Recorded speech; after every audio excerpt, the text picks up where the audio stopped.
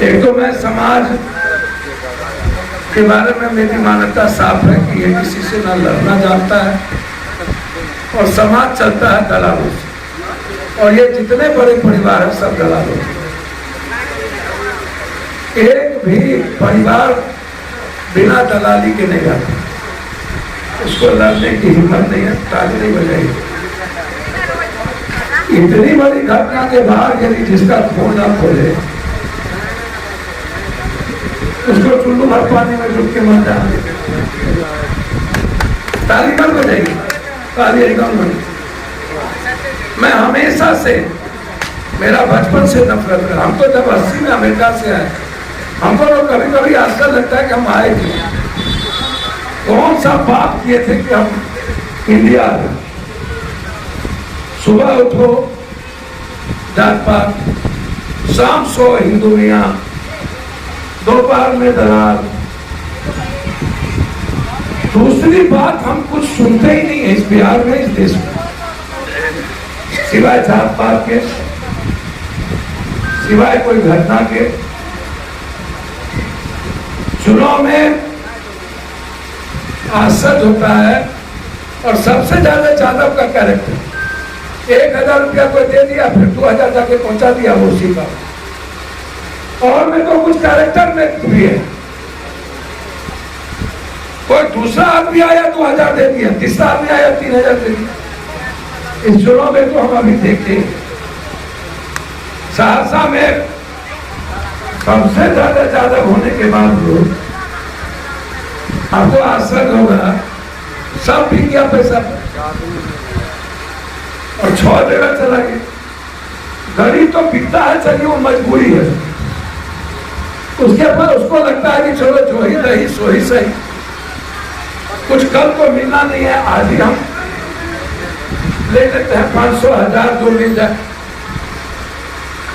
तो एक तो हमको, मेरी मान्यता है देश में कभी, हमारे देश में इस व्यवस्था से ज्यादा अच्छा था मुगल का व्यवस्था, अंग्रेज का व्यवस्था। मुगल कम से कम चोरी तो नहीं न किया, जो पुल बनाया, जो ताजमहल बनाया, कुतुब मीनार बनाया, हावड़ा का पुल बनाया, जितनी चीज बनाई वो टूटा नहीं ना, ढहा नहीं ना।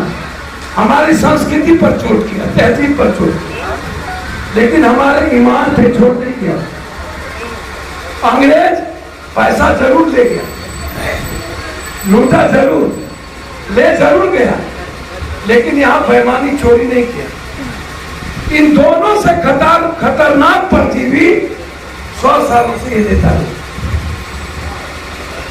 इससे ज्यादा खतरनाक साला धरती पर हमने देखा ही नहीं, जिसको अपना भी ईमान ना हो, जो पैसे के लिए साला जिंदगी में इंसान से मोहब्बत करता है। पैसे के बगैर लाइफ का कोई मतलब नहीं। मैं मानता हूं कि हमारे देश में कभी क्रांति नहीं हो सकती, ना मुगल, मैं तो 700 साल मुगल रहता, कभी हम नहीं लड़े, विद्रोही कैरेक्टर हमारे भीतर नहीं है। मैं मानता हूं कि अंग्रेज के समय 300 साल हमने समझौता किया, और अब 100 साल से हम समझौता कर रहे इन गंदे लोगों से। महासेठ का क्षेत्र है ना, ऐसे महासेठ को जिंदा नहीं चला देना चाहिए, जो मेरी माँ बेटी को आकर के मारे और वो वोट लेने के लिए आए। क्या करना चाहिए? ऐसे नेताओं का क्या अधिकार है? मेरी माँ बेटी मार खाने की हुई है, ज्यादा था इसलिए ना मार गई हो। चुल्लू भर पानी में डूब के तेजस्वी को मारने जाना चाहिए।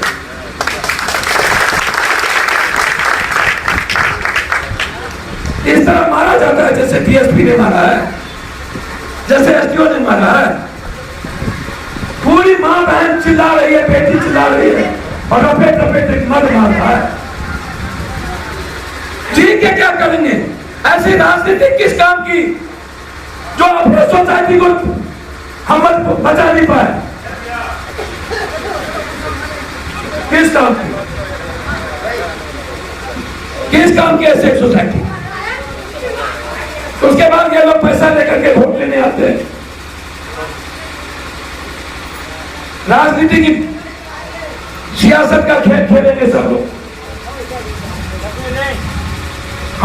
कभी हम तो यहाँ आए जब जब घटना घटी और एक लड़का किडनैप था, मैंने चुनौती दिया उसको उसके गांव में जाके, यदि तुमको 1 महीने के अंदर या तो मरवाएंगे या तो जेल भेजेंगे। कहा क्या गए थे और उस किडनैप को पकड़वाए भी चैलेंज के साथ हमने पकड़वाया कलकत्ता से और कहा दिया कि तुम 5 यादव को मारे हो और कुछ गरीब आदमी को मारे हो तुम वहां, और उसके गांव में कहा के गए थे। ये लोग जो यहाँ के मंत्री एमएलए बने हुए हैं, कभी हिफाजत की बात करता है और हम किसी से समझौता नहीं करते हैं, पत्रकार भी कभी नहीं।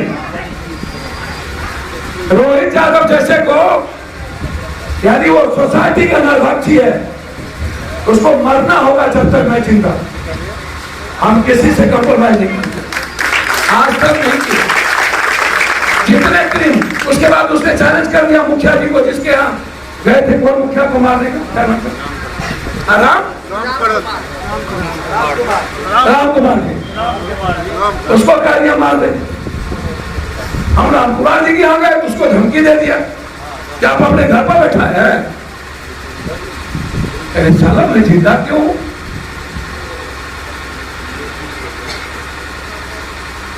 क्या फायदा है जिंदा रह के? जब ये अपराधी दलाल माफिया हमारे सोसाइटी को चैलेंज करेगा, पढ़े लिखे लड़कों को जीने नहीं देगा, संभ्रांत और भले आदमी को चलने नहीं देगा, आम आदमी को जीने नहीं देगा, ये ठीक है क्या? ये एमपी हैं हमारे बगल में, करोड़पति अरबपति, ये पैसे से चाहता है सब कुछ कर। एक एमएलसी साहब जीत गए पैसे के बदौलत, और यही लोग बिके हैं जितने लोग यहाँ बैठे हैं। मैं तब भी उसका विरोधी था, आज भी उसका विरोधी हूं। तब भी ये सारे जनप्रतिनिधि बिके यहाँ पर, सबके सब 5,000 1 लाख रुपया लिया उससे, और बीजेपी का टिकट लेने के लिए वो पैसा दे रहा है एमपी का। यहाँ से हमको बीजेपी का टिकट दे, 3 दिन पहले बीजेपी के यहाँ गया, हम आपको 20 करोड़ रुपया देंगे, टिकट दे दी, देखिएगा वो लेके आए। आज मैं कहा के जा रहा हूं, समझे? आप लोग तो नाश कर दिए इस बिहार को। मुखिया जी, ये उगना बुगना उग जाता, हम उगने देते किसी को?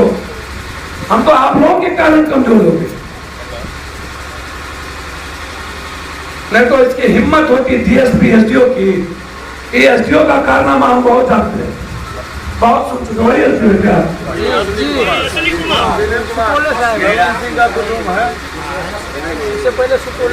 अरे बाप जहाँ था सुपौल में छुए नहीं होता था, पागल आदमी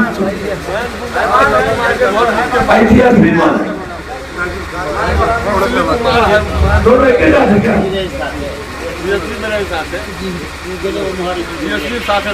ये जिसका रिश्तेदार हो, जिसका बाप दादा हो, अपने घर में रहे। इस एसडीओ की लड़ाई जब तक इस गांव को न्याय नहीं मिलेगा तब तक हम चैन से नहीं। इसको कितना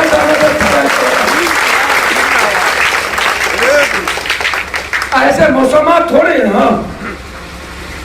विधवा थोड़ी पैदा हुए थे, और इन लोगों के भरोसे थोड़े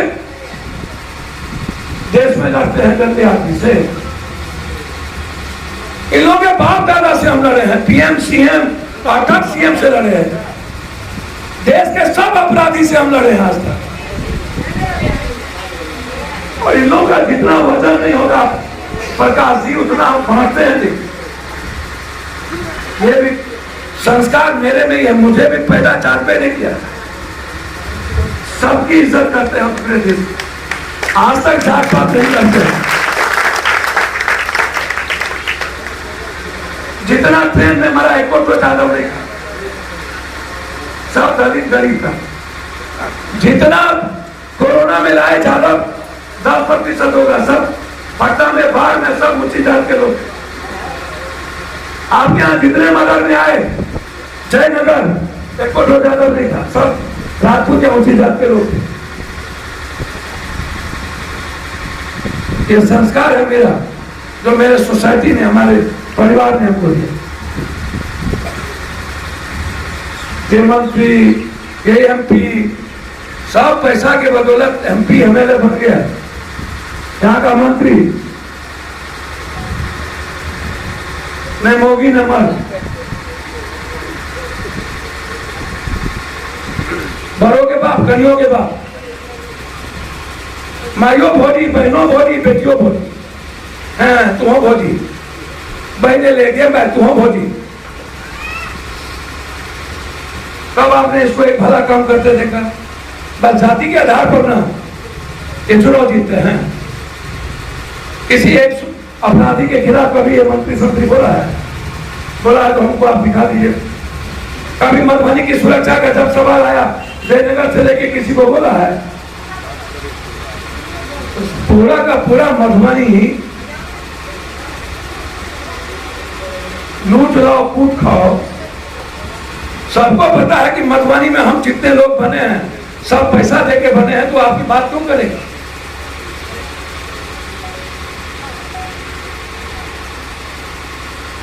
और हम लोगों को बड़ी लड़ाई की तैयारी करनी चाहिए, ये छोटी लड़ाई की नहीं। मैं सच कहता हूं, यदि हिम्मत है ना आप लोगों में तो 50,000 से 1 लाख आदमी को जुटाइए इस डीएसपी और एसपीओ के खिलाफ। जब तक सराय ना जाए तब तक चैन से नहीं बैठना चाहिए हम लोगों को। यह लड़ाई छोटी नहीं है, एक बार डर गए ये लोग घूम घूम के मारेंगे।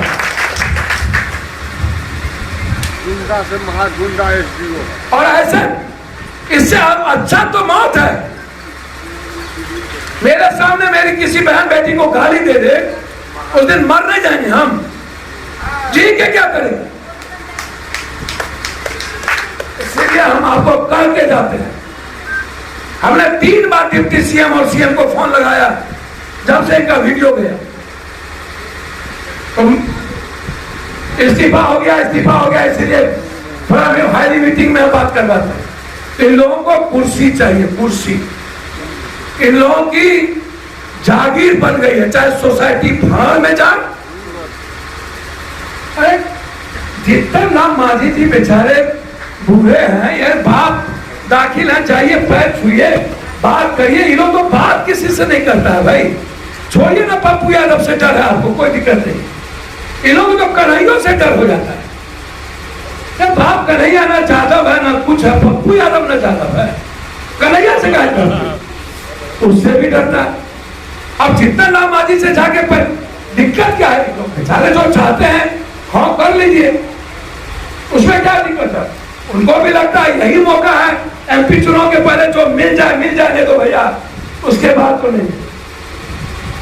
बेचारा इस्तीफा नहीं दिया, वो इस्तीफा दिया गवर्नर को नहीं दिया, इस्तीफा जाके विजय चौधरी को। भैया इसका मतलब हुआ कि हम इस्तीफा नहीं दिए हैं, हम आपको धमकी दे रहे हैं, चेता रहे हैं, हमारी बात मान लीजिए। नहीं मानिएगा तो विपक्षी एकता जो आप कर रहे हैं, शांत पर तो दाग लगा था, हम दाग लगा के चले जाएंगे इससे पहले, ताकि बीजेपी वाले को मौका मिल जाए। गलो ना भोला ना भोगला, बीजेपी एकता कर लो। ये बीजेपी एकता, विपक्षी एकता को हमारे नेता को समझना पड़ेगा, अहंकार खत्म करना पड़ेगा और एक दूसरे जात के नेताओं को पैर पकड़ना होगा और उसके साथ हमको 24 में देश बचाने के लिए काम करना होगा। इसीलिए मैं आपसे एक बात कह के जा रहा हूँ, हम 3-3 4-4 बार फोन लगाए, वो लोग हाईली मीटिंग में, कौन हाईली मीटिंग, इससे बड़का मीटिंग तो कुछ नहीं। मेरा 10 प्रोग्राम था, सबको कैंसिल किए। अब सिर्फ छातापुर में 2 लोगों को, 2 भाई को मार दिया, वहां जाना है। सारा शादी, सारा हमने कहा शादी ब्याह कल होगा, इससे बड़ी चीज तो कुछ नहीं। जो डरे हो, दहशत में हो और सबको केस भी कर दिया हो, इसीलिए हम आपसे वचन देते हैं। मैं आपके ही खून के संस्कार का हूं, लेकिन हम दुनिया में कभी डरे नहीं।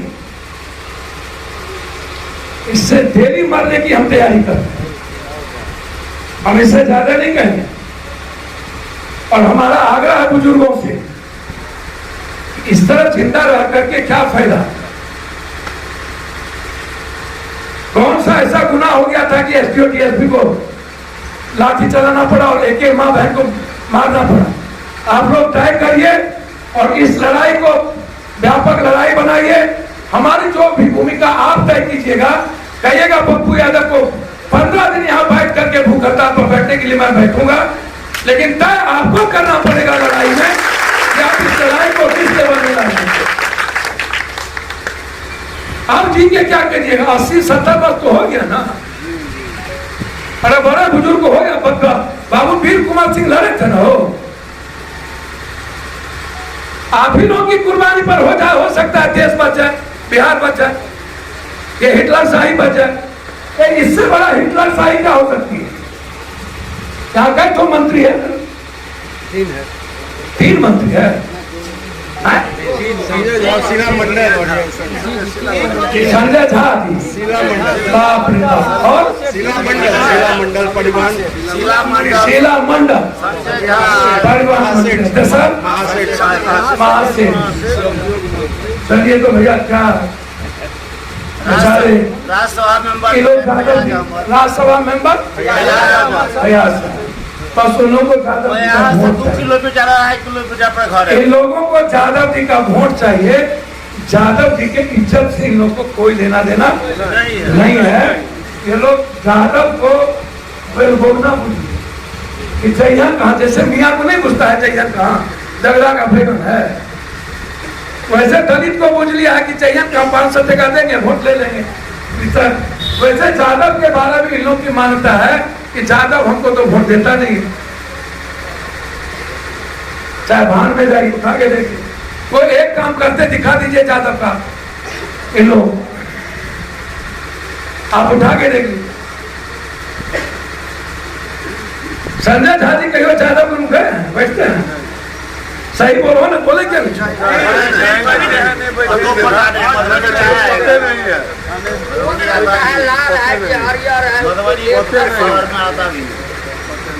इसीलिए हम जिसको जो चलाना हो चलाइए, सब मसाला हम आपको दे दिए, जो मन हो चलाइए, लेकिन चलाइए जो बोले हम। नुका छुपा करके मत लिखिएगा, जितना बोले हैं उससे ज्यादा खतरनाक लिखिए, लेकिन लिखिए। इन लोगों पर चोट करना हो, यही कहने हम आए हैं। डेट तय करिए मधुबनी जिला के अनुमंडल के घेराव का। गुंडों से तो महागुंडा एसडीओ हो गया, जब घर घुस करके मार। तो वही बात तो कह रहे हैं, नहीं सुन रहे छो। डेट तय करिए बैठ के मीटिंग करके। अरे यहाँ मर्द का कमी है, मर्द का कमी है, तो सर ठीक करके बोलवा ना, क्यों?